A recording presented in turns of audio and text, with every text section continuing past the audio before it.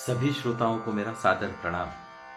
आज हम संत शिरोमणि श्री तुलसीदास जी महाराज रचित श्री रामचरितमानस द्वितीय सोपान अयोध्या कांड का पाठ करने जा रहे हैं। कल तक हमने दोहा संख्या 45 तक पाठ किया था। आज हम उसके आगे का पाठ करेंगे।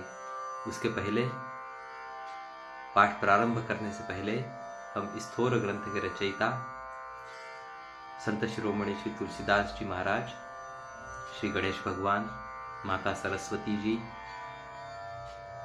प्रभु श्री रामचंद्र जी, माता सीता जी एवं समस्त भ्रातागण लक्ष्मण भरत शत्रुघ्न एवं परम भक्त श्री हनुमान जी, इन सभी के चरणों में साष्टांग दंडवत करते हैं और उनसे इस पाठ को करने के लिए अनुमति देके आशीर्वाद की अभिलाषा करते हैं। हरिओम हरिओम हरिओम हरिओम।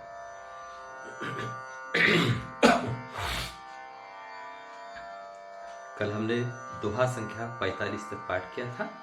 फिर से एक बार दोहा संख्या 45 को याद कर लेते हैं। उसके पश्चात हम आगे की ओर प्रस्थान करेंगे। हरिओम। मंगल समय स्नेह बस सोच परिहर्य तात रामा, आयसु देय हर्षिया, कही पुलके प्रभु गात रामा। हे पिताजी, इस मंगल के समय स्नेहवश होकर सोच करना छोड़ दीजिए और हृदय में प्रसन्न होकर मुझे आज्ञा दीजिए। यह कहते हुए प्रभु श्री रामचंद्र जी सर्वांग पुलकित हो गए। हरिओम।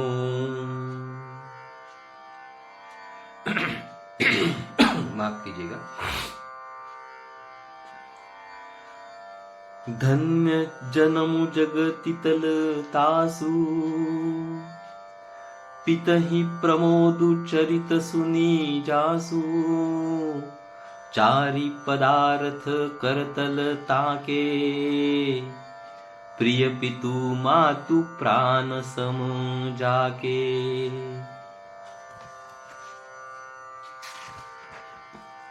उन्होंने फिर कहा, इस पृथ्वी तल पर उसका जन्म धन्य है जिसके चरित्र सुनकर पिता को परम आनंद हो, जिसको माता पिता प्राणों के समान प्रिय है।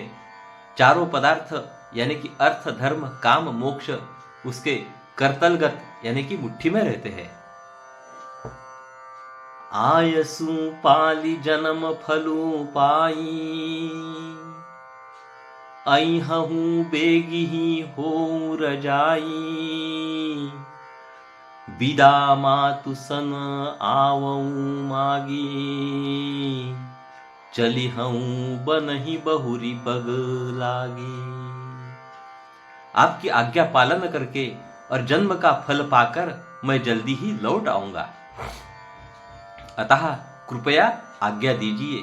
माता से विदा मांग आता हूं, फिर आपके पैर लगकर प्रणाम करके वन को चलूंगा। अस कही राम गवनु तब किन्हा, भूप शोक बस उतरु न दिन्हा, नगर व्यापी गई बात सुती छी, छुअत चढ़ी जनु सब तन बीछी। ऐसा कहकर तब श्री रामचंद्र जी वहां से चल दिए। राजा ने शोकवश कोई उत्तर नहीं दिया। वह बहुत ही तीखी यानी कि अप्रिय बात नगर भर में इतनी जल्दी फैल गई मानो डंक मारते ही बिच्छू का विष सारे शरीर में चढ़ गया हो। सुनी भय बिकल सकल नर नारी, बेली बिटप जिमी देखी दवारी, जो जहां सुनई धुनई सिरु सोई, बड़ विषादु नहीं धीरजू होई। इस बात को सुनकर सब स्त्री पुरुष ऐसे व्याकुल हो गए जैसे दावानल यानी कि वन में आग लगी देखकर बेल और वृक्ष मुरझा जाते हैं। जो जहां सुनता है वहीं सिर धुनने यानी पीटने लगता है। बड़ा विषाद है, किसी को धीरज नहीं बंधता। हरिओम।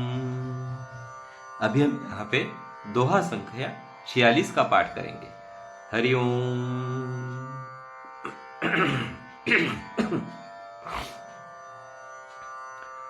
मुख सुखाही लोचन स्त्रवही,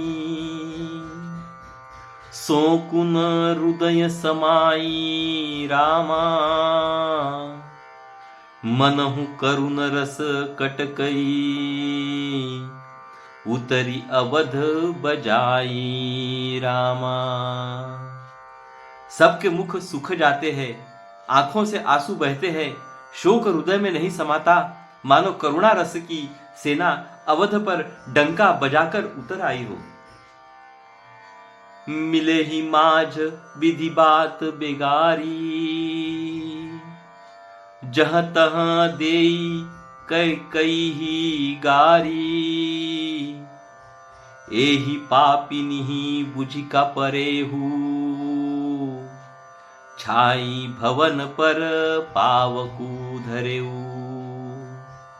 सब मेल मिल गए थे, यानी कि सब संयोग ठीक हो गए थे। इतने में ही विधाता ने बात बिगाड़ दी।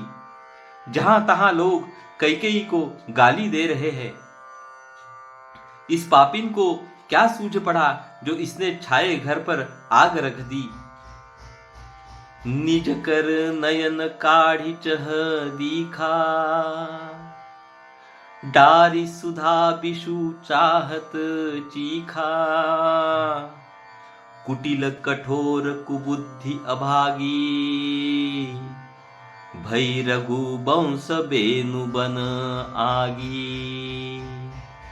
यह अपने हाथ से अपनी आंखों को निकालकर, यानी कि आंखों के बिना ही देखना चाहती है और अमृत फेंक कर विष चखना चाहती है। यह कुटिल, कठोर, दुर्बुद्धि और अभागिनी कैकेयी रघुवंश रूपी बांस के वन के लिए अग्नि हो गई। पालव बैठी पेड़ एही काटा, सुख महू शोक ठाड़ धरी ठाटा। सदा रामु एही प्राण समाना, कारण कवन कुटिलपनु ठाना। पत्ते पर बैठकर इसने पेड़ को काट डाला, सुख में शोक का ठाट ठटकर रख दिया। श्री रामचंद्र जी इसे सदा प्राणों के समान प्रिय थे, फिर भी न जाने किस कारण इसने यह कुटिलता ठानी। सत्य कहि कबि नारी सुभाऊ, सब विधि अगहु अगाध दुराऊ। निज प्रतिबिंबु बरुकु गही जाई, जानी न जाई नारी गति भाई। कवि सत्य ही कहते हैं कि स्त्री का स्वभाव सब प्रकार से पकड़ में न आने योग्य, अथाह और भेद भरा होता है। अपनी परछाई भले ही पकड़ जाए, पर भाई स्त्रियों की गति यानी कि चाल नहीं जानी जाती। हरिओम। अभी हम यहाँ पे दोहा संख्या 47 का पाठ करेंगे। हरिओम। काहन पावकु जारी सक, कान समुद्र समाई रामा। कान करई अबला प्रबल के ही, जग कालू न खाई रामा। आग क्या नहीं जला सकती, समुद्र में क्या नहीं समा सकता, अबला कहने वाली प्रबल स्त्री जाति क्या नहीं कर सकती, और जगत में काल किसको नहीं खाता। का सुनाई विधि काह सुनावा, का देखाई चह काह दिखावा। एक कहीं भल भूपन किन्हा, बरु बिचारी नहीं कुमति ही दिन्हा। विधाता ने क्या सुनाकर क्या सुना दिया और क्या दिखाकर अब वह क्या दिखाना चाहता है। एक कहते हैं कि राजा ने अच्छा नहीं किया, दुर्बुद्धि कैकेयी को विचार कर वर नहीं दिया। जो हठी भयउ सकल दुख भाजनु, अबला बिबस ज्ञानु गनु गाजनु। एक धर्म परमिति पहिचाने, नृपहि दोषु नहीं देहि सयाने। जो हठ करके यानी कि कैकेयी की बात को पूरा करने में अड़े रहकर स्वयं सब दुखों के पात्र हो गए, स्त्री के विशेष वश होने के कारण मानो उसका ज्ञान और गुण जाता रहा। एक दूसरे जो धर्म की मर्यादा को जानते हैं और सयाने हैं, वे राजा को दोष नहीं देते। सिबी दधीची हरिचंद कहानी, एक एक सन कहीं बखानी। एक भरत कर सम्मत कही, एक उदास भाय सुनी रही। वे शिबी, दधीची और हरिश्चंद्र की कथा एक दूसरे से बखान कर कहते हैं। कोई एक इसमें भरत जी की सम्मति बताते हैं, कोई एक सुनकर उदासीन भाव से रह जाते हैं, यानी कि कुछ बोलते नहीं।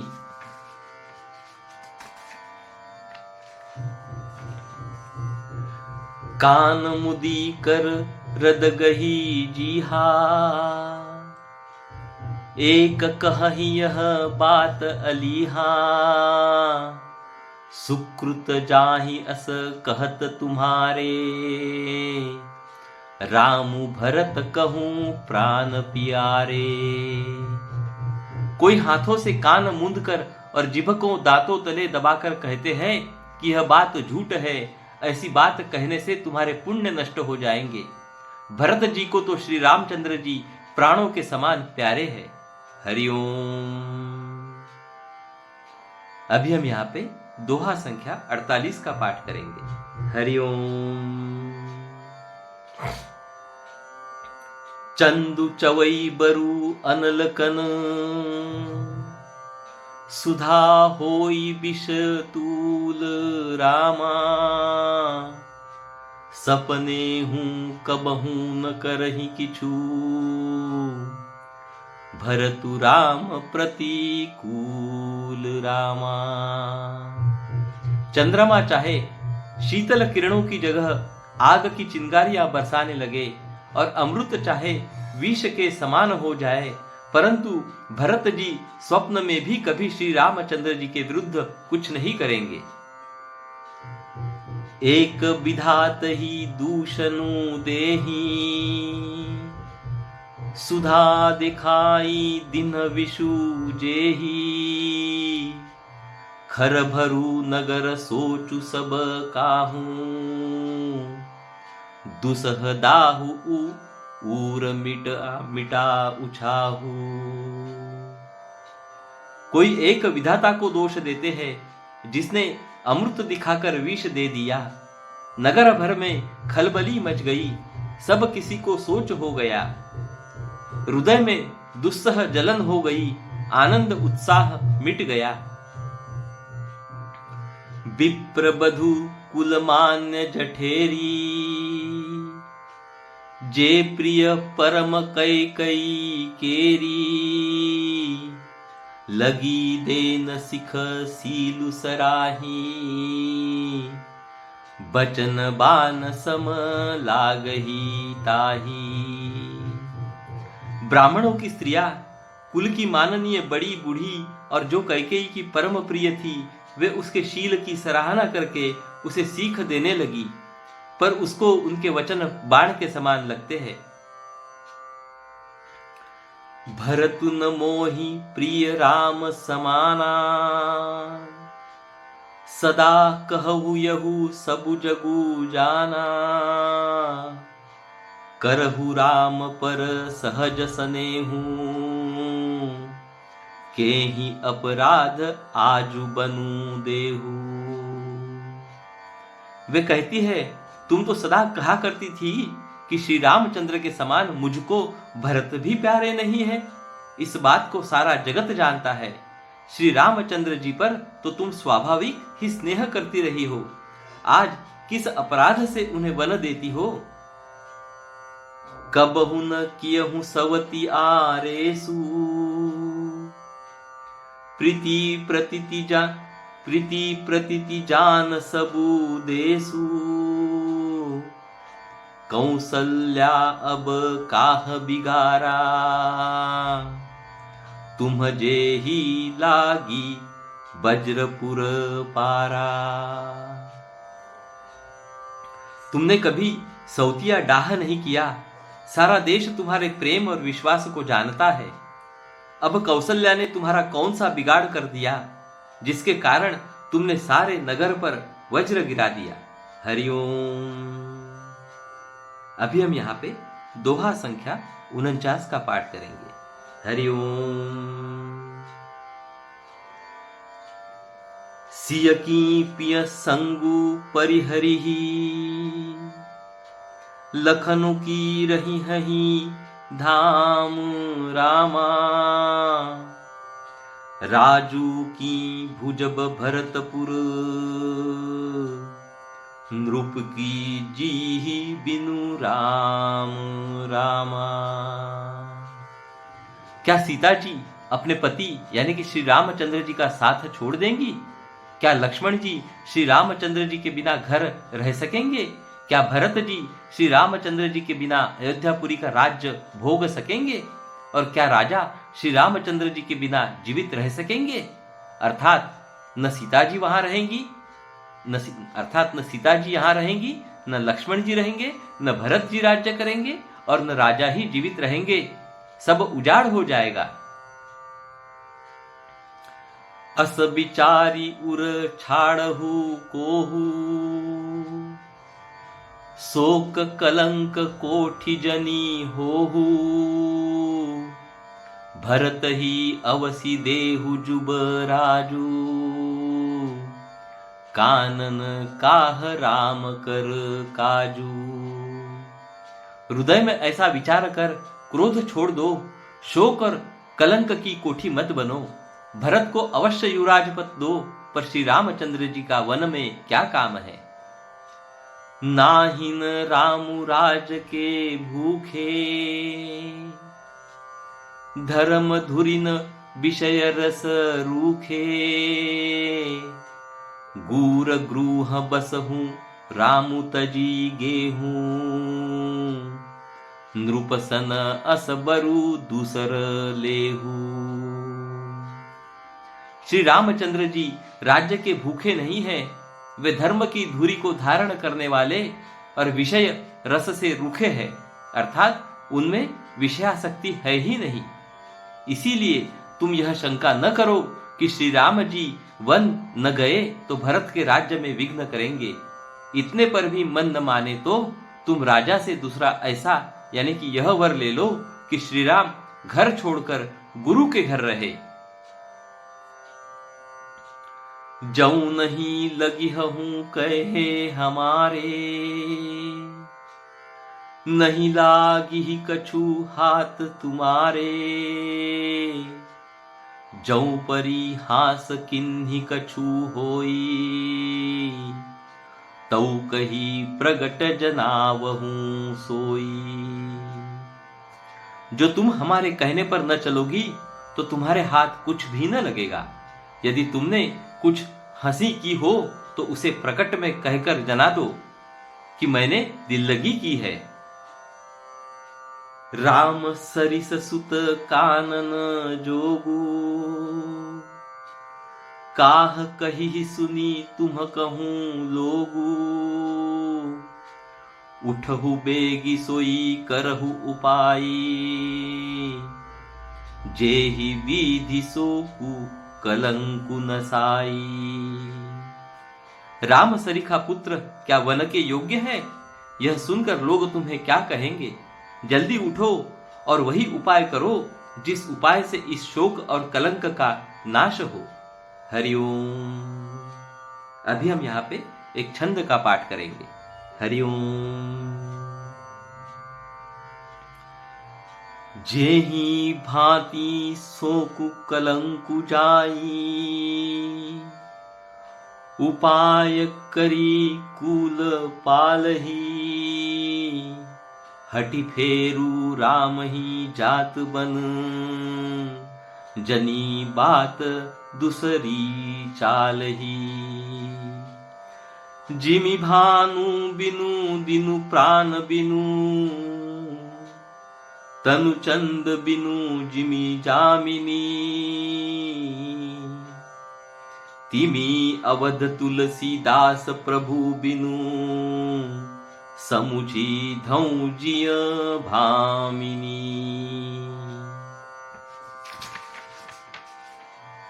जिस तरह नगर भर का शोक और तुम्हारा कलंक मिटे, वही उपाय करके कुल की रक्षा कर। वन जाते हुए श्री राम जी को हठ करके लौटा ले, दूसरी कोई बात न चला। तुलसीदास जी कहते हैं, जैसे सूर्य के बिना दिन, प्राण के बिना शरीर और चंद्रमा के बिना रात निर्जीव तथा शोभाहीन हो जाती है, वैसे ही श्री रामचंद्र जी के बिना अयोध्या हो जाएगी। हे भामिनी, तू अपने हृदय में इस बात को समझ, यानी कि विचार कर देख तो सही। हरिओम। अभी हम यहाँ पे सोरठा संख्या 50 का पाठ करेंगे। हरिओम। सखिन सिखावनु दिन रामा, सुनत मधुर परिणाम हित, तेई कछु कानन किन्ह रामा, कुटिल प्रबोधि कुबरी। इस प्रकार सखियों ने ऐसी सीख दी जो सुनने में मीठी और परिणाम में हितकारी थी, पर कुटिला कुबरी की सिखाई पढ़ाई हुई कैकेयी ने इस पर जरा भी कान नहीं दिया। हरिओम। तो चलिए हम आज का अपना पाठ यही रोकते हैं। रोज की तरह श्री रामायण जी की आरती का गायन करते हैं। हरिओम। आरती श्री रामायण जी की, कीरति कलित ललित सिय पी की। आरती श्री रामायण जी की, गावत ब्रह्मादिक मुनि नारद, वाल्मीक विज्ञान विशारद, सुक सनकादि शेष अरु सारद, बरनि पवन सुत कीरतिनी की। आरती श्री रामायण जी की, कीरति कलित ललित सिय पी की। आरती श्री रामायण जी की, गावत वेद पुराण अष्टदश, छहो शास्त्र सब ग्रंथन को रस। मुनि जन धन संतन को सर्वस, सार अंश सम्मत सबही की। आरती श्री रामायण जी की, कीरति कलित ललित सिय पी की। आरती श्री रामायण जी की, गावत संतत शंभु भवानी। अरुघट संभव मुनि विज्ञानी, व्यास आदि कवि बर्ज बखानी। काग भुसुंडी गरुड़ के ही की। आरती श्री रामायण जी की, कीरति कलित ललित सिय पी की। आरती श्री रामायण जी की, कलिमल हरनि विषय रस फीकी। सुभग सिंगार मुक्ति जुबती की। दलन रोग भव मूरी अमी की, तात मात सब विधि तुलसी की, आरती श्री रामायण जी की, कीरति कलित ललित सिंह पी की, आरती श्री रामायण जी की। हरिओम। बोलो सियावर रामचंद्र की जय, पवन पुत्र हनुमान की जय। हरिओम। चलो आज के लिए हम यहीं पे अपने वाणी को विराम देते हैं। कल फिर मिलेंगे, तब तक के लिए आज्ञा दीजिए। हरिओम हरिओम हरिओम।